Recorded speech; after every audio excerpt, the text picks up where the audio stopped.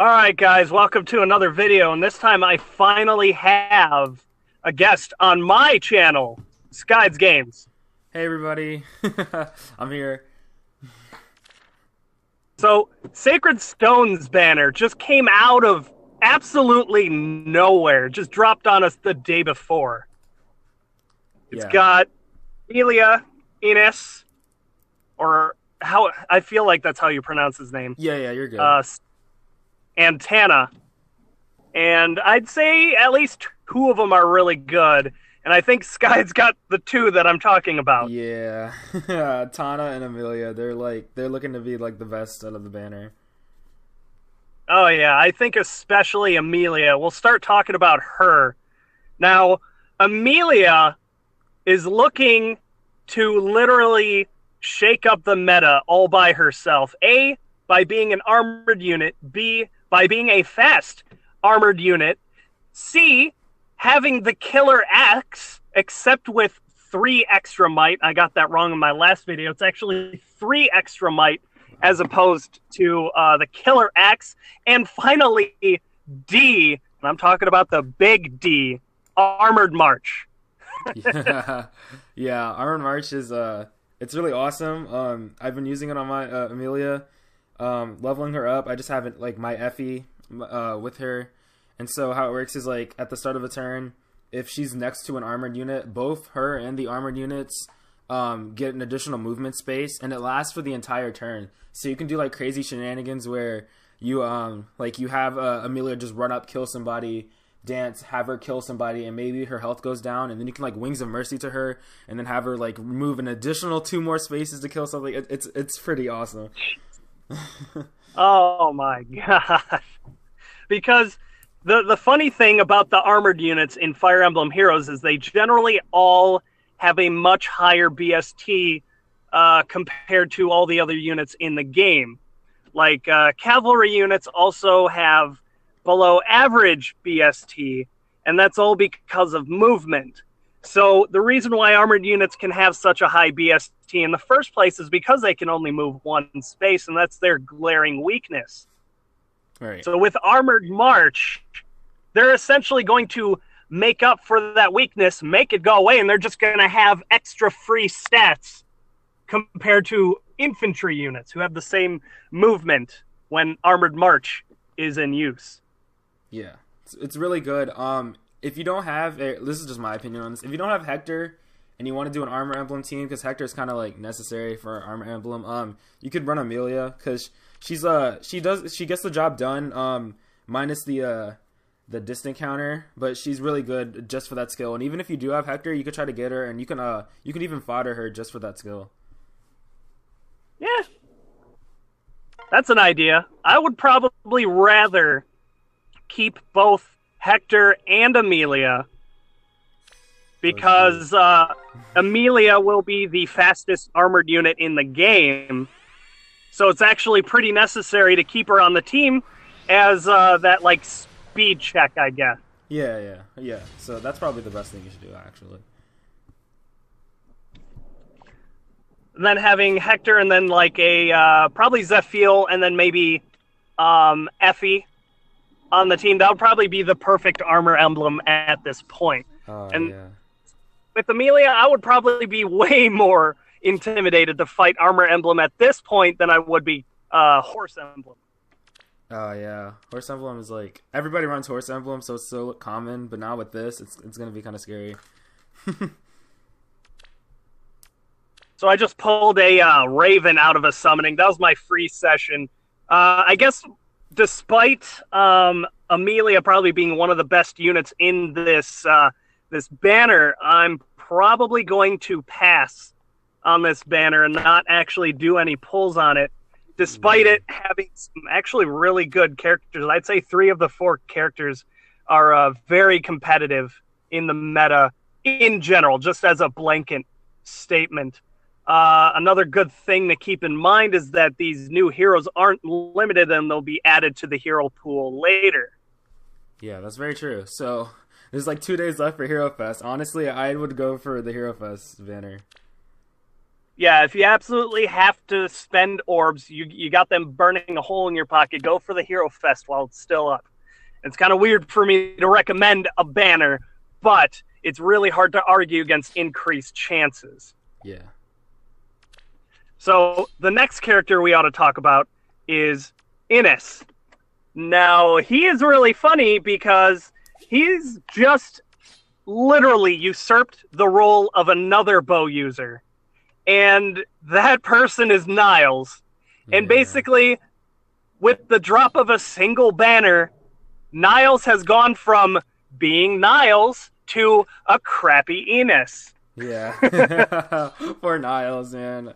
I actually like Niles because he was good for like checking mages, but now like the actual mage check has like been brought into the game. And comparing Innes to Niles had Warding Blow, which only works during player phase, so he can't even tank as effectively as Innes can. Innes has the entire kit. He's got the Fortress Resistance. He's got the base stats to do it. I believe it's like 33 or 34 on his Resistance. His base stat is let me pull it up here. His base stat for his you said Resistance? Yeah, might as well do all of them actually. Oh yeah. Okay, so his base stats. His base stats at 5-star rarity, obviously, are 35 HP, 33 attack, 34 speed, 14 defense, and 31 resistance. So all of his stats are, I think, average and above average, except for his defense. So he's quite clearly a magic counter. Wow, that is like really low defense, though. Yeah, that's even pretty bad. Julia, that's surprising. Julia, yeah. But despite that drop in defense, that means all those stats will be going into his other more useful stats, his attack, his speed, and his resistance. So, man, and his Nidhogg. We can't forget about Nidhogg. The fact that it's based the Owl Tome effect. That's crazy. Yeah. I could imagine Innes being able to counter all sorts of units, possibly even Reinhardt. You use Reinhardt all the time. Do you think you would be afraid of Innes if you saw him on Arena? If he had so if he was plus resistance, that's 34 resistance. So if he had 34 res, and then he was like partnered up with I don't even know like a support that like buffed his attack, yeah, with the 37 speed probably because I'm not sure if Reinhardt would be able to take the hit. He might, but yeah, that's gonna be pretty scary because like Reinhardt probably won't even be able to kill him. Yeah, I don't remember Reinhardt's stats exactly, which is why I asked you, but I feel like Reinhardt is lower defense. Obviously, his speed is complete and utter garbage, which is what Dire Thunder is for. That's why he's good. Yeah. If I remember correctly, his defense and his res are sort of like the same. They're like in the 20-ish, which is kind of low. So yeah. But yeah, Innes, he's probably going to be our first legitimate bow magic counter, especially because of his cancel affinity. He literally gives the middle finger to all of the Raven Tome users. Oh, fuck you, Rob. Fuck you, Cecilia. Fuck you, Henry. Oh my god. Oh man, my boy Robin. I'm going to have to run a Blade Tome on Robin now. Yeah. I mean, I think we've been needing one of these for a while because these Raven Tones have been essentially running around completely unchecked. That's and that true. kind of hurt the colorless a lot. Yeah. But now that we're getting cancel affinity on more units, I'm thinking this can shake up the meta in a good way again. All right. As you wish. And unfortunately, I think we need to talk about our boy Seth and how he got snuffed so badly. Yeah, this is pretty sad. Really sad. His stats are okay. You might as well list off his stats because they're pretty important here too. Mm-hmm. Okay, so his stats are 37 HP, 32 attack, Orders. 31 speed, 32 defense, and 22 Live resistance. Okay. Okay, so he comes with Fortress Defense, which increases his defense neutral to about 37, Let's go. I believe. Yes. And in so doing, makes his Orders. defense competitive with Xander. However, it's at the cost of his attack. His attack's average the way it is already, and he doesn't have access to a legendary weapon like Siegfried that is 16 and comes with distant counter. He gets stuck with the Ruby Sword, which doesn't even compare to Siegfried, honestly.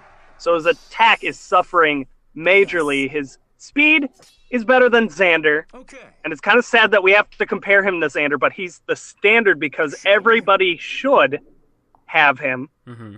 Not that everybody does. I know a lot of people missed him, Understood. unfortunately. But Let's go. it seems as a blanket statement, Seth is just a not Xander. He's better than the other sword cavalry, but he's just not Xander. Yeah, it's pretty sad.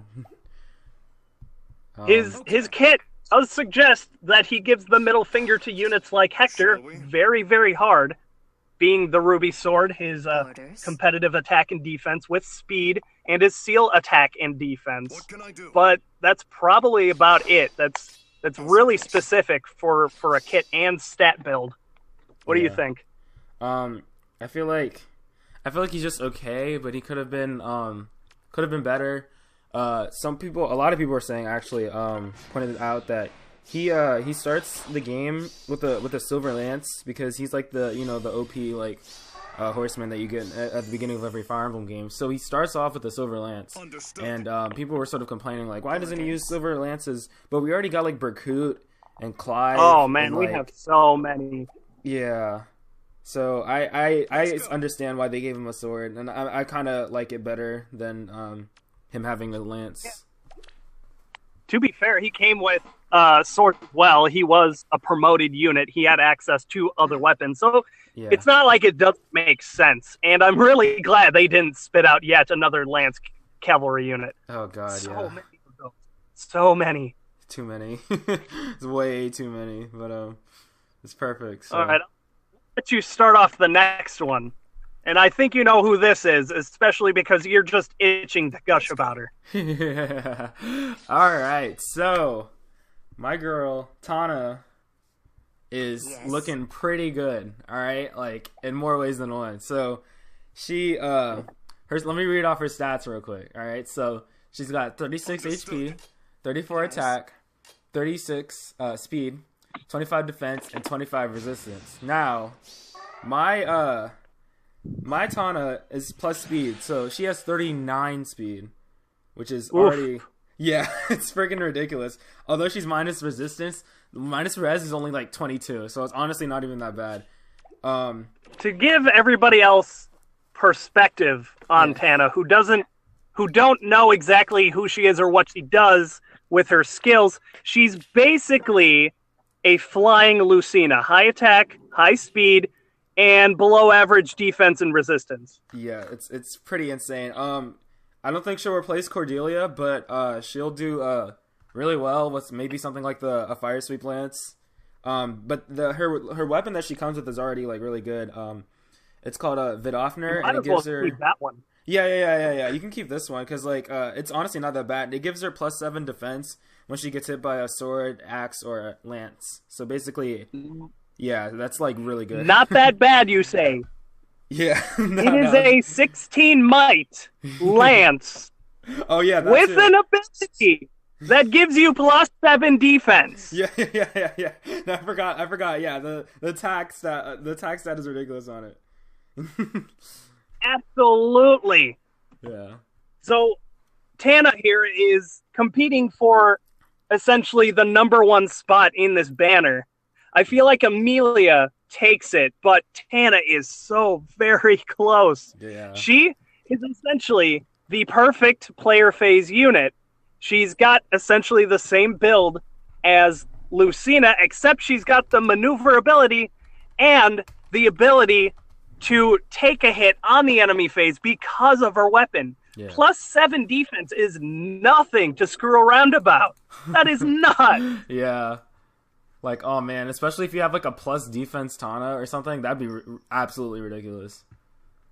Well, I I mean, remember people talking in the Discord about giving Tana close counter on her build, oh my which will god. give her an even more massive defense boost. Oh I man. think close counter is what, +6? So that would be like a total of 13. Goodness. Additional defense. Man, Goodness. I That's like think she would end up being really good with Desperation. She can get in there, do her player phase things, and then during the enemy phase, you won't have to worry about her crumbling like a house of cards like Lucina would. yeah, Lucina yeah. can get in there, kill the target very quickly, very efficiently, but you usually have to get her out of there, otherwise she'll crumble. I don't think you got to worry about that with Tana. This is nuts. Yeah, yeah. +7. This is awesome. This is really cool. Like, I don't know. I don't know what I'm gonna run with her. There's so many like options with her, and I don't know what's like the optimal thing to do yet. But I don't know. So I'm probably gonna wait before I give her any skills. I'm just keeping her default skills right now. But guidance. Oh, we gotta talk about guidance. You want to talk about guidance? It's pretty cool. Oh, yeah. How can we not talk about guidance? Yeah. So, this is like a reverse Wings of Mercy, it seems like. So, why don't you read exactly what it says real quick? Okay, so guidance. I have it right here on my phone.